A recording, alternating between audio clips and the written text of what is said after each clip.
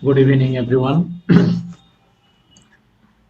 Today, I'll show you how to change the PyCharm theme and font size. To do that, you have to go to the File, Settings, Appearance and Behavior, Appearance. See, you can change it to dark mode or you can change it to IntelliJ light mode. I prefer IntelliJ light mode. And for font, editor, font, you can change it to 14 smaller font. For tutorial purpose I prefer 20.